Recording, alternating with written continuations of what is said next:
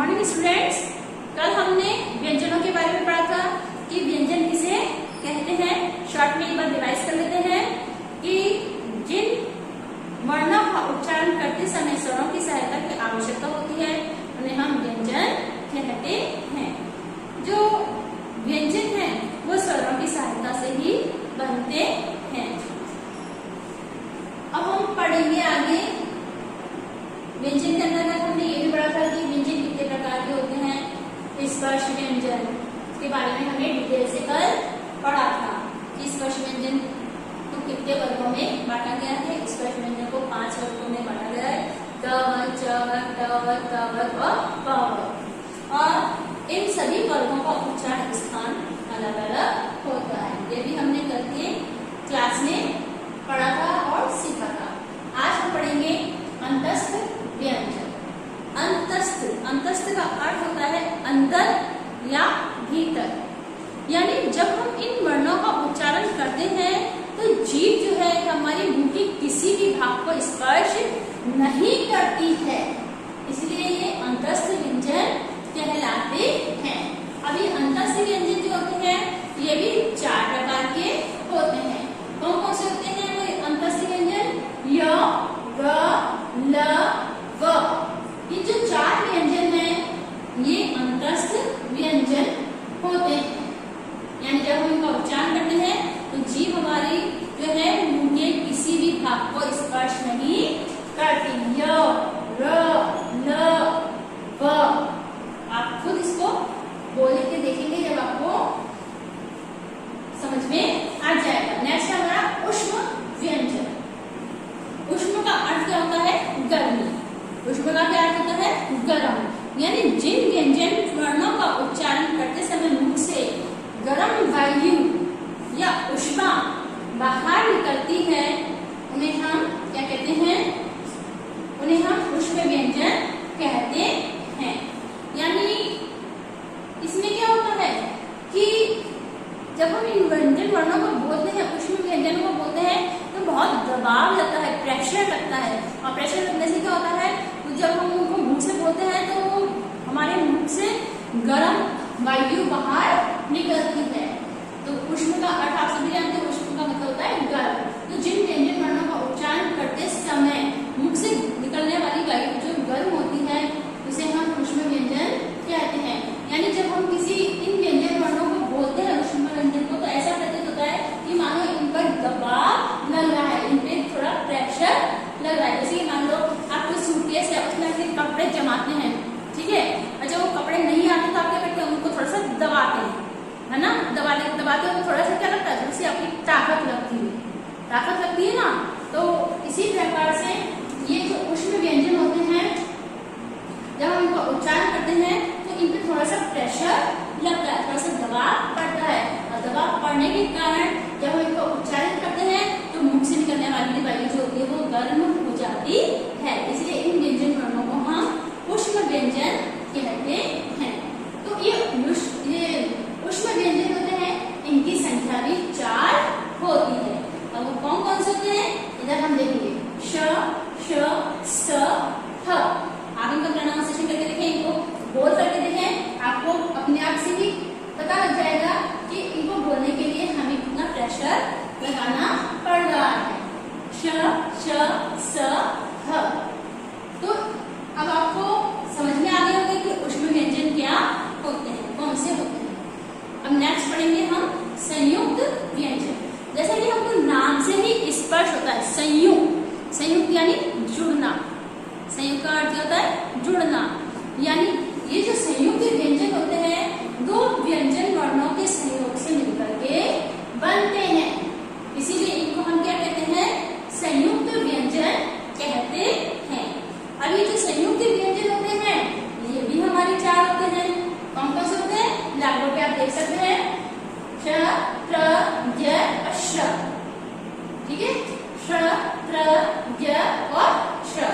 जैसे कि ये श क और किससे मिलकर बनता है आपका ये श से, क से और श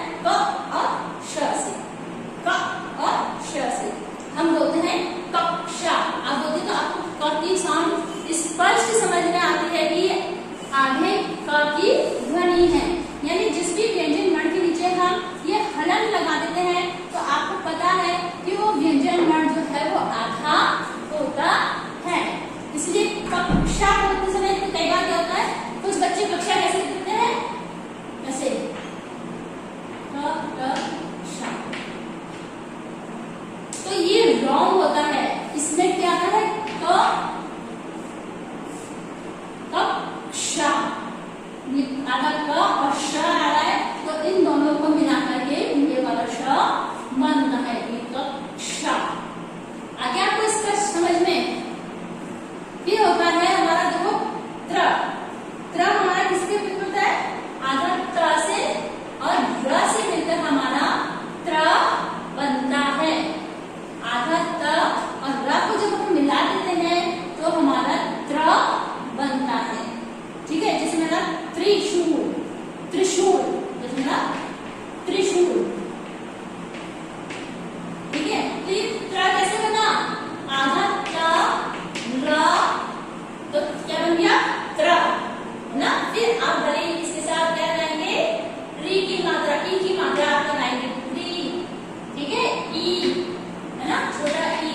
यानी जिस प्रकार जब आप वर्ण विच्छेद करते हैं तो उस समय हमको इस बात का ध्यान रखना होता है कि जहां पे भी हमारे संयुक्त व्यंजन आते हैं वहां हमें इसके दोनों व्यंजन वर्णों को लिख करके क्लासिफाई करना होता है, उसका एक्सप्लेन करना होता है, अलग अलग करना होता है। तो आपको ये समझ में आएगा और ये त्र कैसे बनता है, आधा त और आधा र को मिला के त्र बनता है। फिर आइए य, य किससे बनता है, ये आधा ज, आधा ज और य, तो य कहते हैं, य नाक से और ऐसे हम य, तो आधा ज और य से मिलकर ज्ञ बनता है। जैसे हम बोलते हैं ज्ञानी, है ना।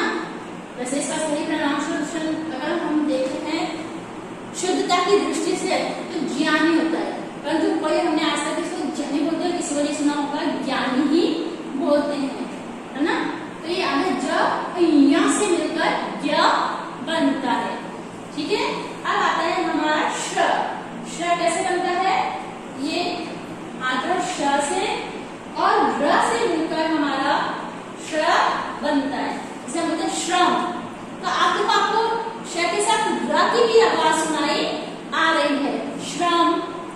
ठीक है, श्रमिक, श्र, र की आपको साउंड आ रही है, श और र दोनों की साउंड आपको एक साथ सुनाई आ रही है।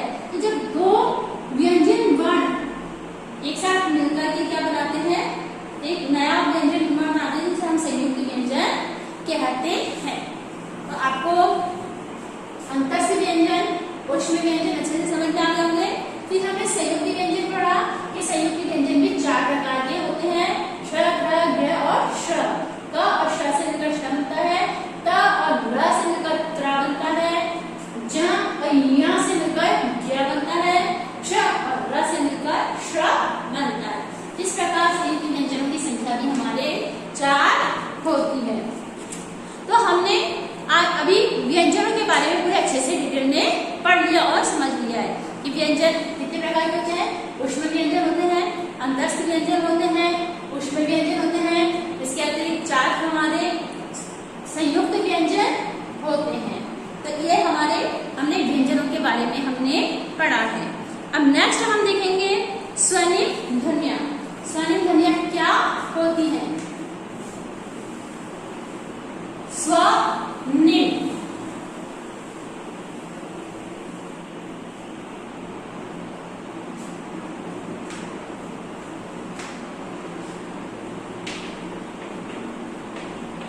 स्वनिम ध्वनियां। स्वनिम ध्वनियां क्या है ये हम देखते हैं। ठीक है, चलिए हिंदी में कुछ अन्य ध्वनियां विकसित हो गई हैं जिन्हें हम स्वनिम ध्वनियां कहते हैं। जैसे कि आपने में पढ़ा कि ये ड और ये ढ होता है ना। और दूसरी हम देखते हैं कि इसमें कुछ चेंजेस होता है। अब ये ड के नीचे बिंदी लग जाती है तो हो जाता है ढ, और ये ड के नीचे लग जाता है ध, है ना। जैसे कि हम बोलते हैं वैसे, जैसे हमने बोला इसको हम क्या कहेंगे, डमरू। ठीक है, क्या पढ़ेंगे इसको हम, डमरू। अब इसी के नीचे हमने ये लगा दिया, अब इसको हम क्या पढ़ेंगे, सड़क। अगर ये हटा देंगे तो क्या हो जाएगा,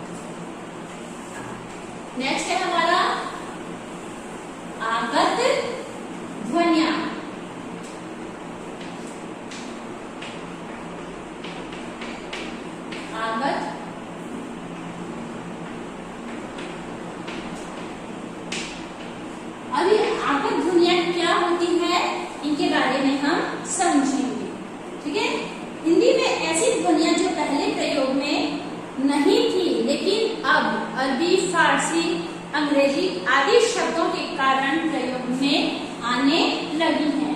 इन्हें आगत ध्वनियां कहते हैं। यानी पहले हमारी हिंदी में इन शब्दों का कोई चलन नहीं था, परंतु धीरे धीरे हमारे देश के अंदर जब बाहरी लोग आकर रहने लगे तो उनके कुछ शब्द जो थे हमारी हिंदी में शामिल हो गए, और उन जैसे कि अरबी शब्द, फारसी शब्द, उर्दू शब्द, अंग्रेजी शब्द, ठीक है ना। तो इस प्रकार उनकी भाषाओं में से कुछ शब्द जो है हमारी हिंदी में आए हैं, और उन्हीं के लिए जो शब्द हम उन शब्दों के लिए जिनका हम प्रयोग करते हैं, जिन ध्वनियों का प्रयोग करते हैं उसे हम आगत ध्वनि कहते हैं। यहाँ पर कुछ एग्जाम्पल मैं आपको बता रही हूँ, देखिए। जैसे कि हम बोलते हैं कॉलेज, ठीक है।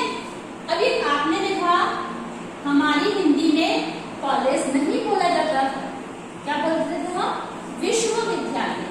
क्या बोलते थे हम? विश्वविद्यालय। परंतु जब हमारी भाषा अंग्रेजी भाषा के संपर्क में आई तो वहां से हमको एक नया शब्द मिला, तो हमने सीखा कि विश्वविद्यालय को कॉलेज भी कहते हैं। तो इस पर ये जो मात्रा लगी है क, अ, ये होती है आगत ध्वनियां, क, है ना। तो इसे ये हमारी आगत ध्वनि है। ऐसे ही आप देखिए, जैसे कि मैंने कहा ये गज, गज हमारे यहाँ पे हाथी से मतलब लिया जाता था, ठीक है। फिर हमने देखा अरबी फारसी का, जब तुर्की लोग, अफगानिस्तानी लोग जब हमारे देश में आए तो उनकी भाषा तुर्की, अरबी, फारसी का हमारी भाषा में समावेश हुआ और हमारे कुछ नए शब्द निकल के सामने आए। अब जाके नीचे हमने क्या किया, एक इसे हम कहते हैं नुक्ता, नुक्ता लगा दिया। क्या लगा दिया हमने?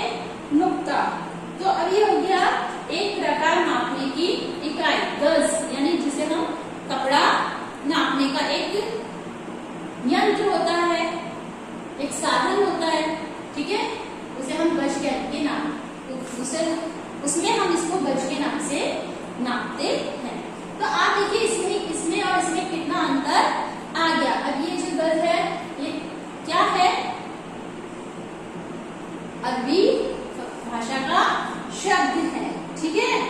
ऐसे ही बहुत सारे शब्द हैं, जरा और जरा, यानी जिन शब्दों के नीचे अगर बिंदी लग जाती है, जिन वर्णों के नीचे बिंदी लग जाती है, वो हमारे नुक्ता वाले शब्द हो जाते हैं। तो आगत ध्वनियां हमारी वही होती है जो अंग्रेजी भाषा के प्रभाव से हमारी हिंदी में आई हुई है, यानी उसे जो शब्दों का हम प्रयोग करने लगे हैं उसे हम आगत ध्वनियां कहते हैं। तो आज हम इतना ही करेंगे और फिर कल हम अपने चैप्टर को एंड करते हुए प्रत्यय के बारे में पढ़ेंगे कि प्रत्यय में क्या होता है, अभ्यंतर प्रत्यय क्या होता है, बाह्य प्रत्यय क्या होता है, अघोष, घोष, सघोष, अघोष, अल्पप्राण, महाप्राण। इसके बारे में हम आगे हमारे चैप्टर को कंटिन्यू करेंगे, ठीक है। आज के लिए इतना ही, ओके, थैंक यू।